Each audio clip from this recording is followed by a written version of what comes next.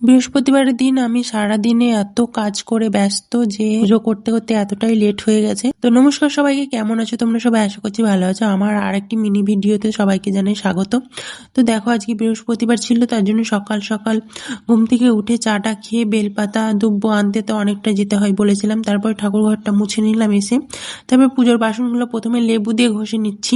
লেবু দিয়ে ঘষলে পরিষ্কারটা ভালো হয়। তারপরে বালি আর তোমার সার্ফ বা সাবান যেটা ইচ্ছে তুমি মাজতেই পারো সেটা দিয়ে। দেখো এখানে বালি আর মিহি বালি দিয়ে মাজলে বেশি ভালো হয় আর পরিষ্কার হয়।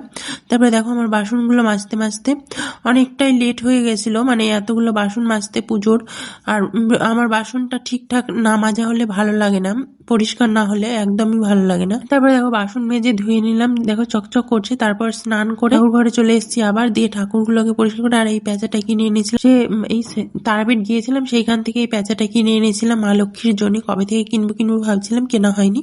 তো দেখো মা লক্ষ্মীকে পরিষ্কার করে আবার নিজের আসনে বসিয়ে দিলাম। আর যে কাঠার মধ্যে ধান দিয়েছিলাম ভর্তি, সেই ধানটার অবস্থাটা দেখলে ইঁদুরে কি করেছে, পুরো ভর্তি ধান ছিল আর পুরো নিচে নেমে গেছে, সব খেয়ে নিয়েছে।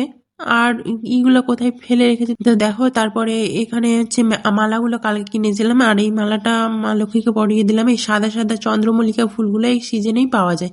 এই ফুলগুলো খুব সুন্দর আর দেখতে খুব সুন্দর। আর এই গাঁদাটা তো আমার খুব প্রিয়, এই গাঁদাটা আমি রাধা মাধবকে পরিয়ে দিয়েছি। আর মাধবের চরণে একটা সাদা ফুলগুলোও দিয়েছিলাম। দেখো ধানের অবস্থা কি করেছে, ধানগুলো খেয়ে খেয়ে তুষগুলোকে এখানে ফেলে রেখেছে। দেখো থালাগুলো খুব সুন্দর পরিষ্কার হয়েছিল। থালাগুলো তারপরে জল দিয়ে দিচ্ছি।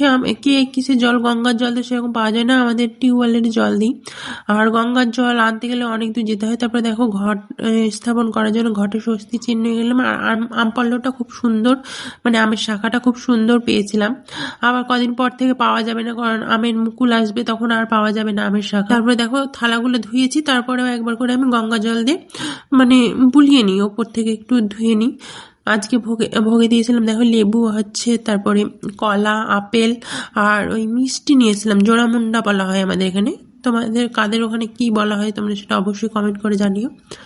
তারপরে চন্দন বেটে নিচ্ছি, চন্দন বেটে তারপরে তুলসী পত্র দিয়ে নিবেদন করেছিলাম রাধা মাধবকে। তারপরে এদিকে সবাইকে ভোগ নিবেদন করে ঘট স্থাপন করব। আর আমার ভিডিওগুলো তোমাদের কেমন লাগছে অবশ্যই জানাবে। আর ভালো লাগলে অবশ্যই লাইক কমেন্ট শেয়ার করে দিবে। আর ইউটিউব থেকে দেখলে চ্যানেলটিকে সাবস্ক্রাইব করে দিবে, আর ফেসবুক থেকে দেখলে পেজটিকে ফলো করে পাশে থাকবে। সবাই ভালো থেকো, সুস্থ থেকো, আর আমার ভিডিওগুলো বেশি বেশি লাইক কমেন্ট শেয়ার করে আমার পাশে থেকো। টাটা সবাইকে, রাধে রাধে।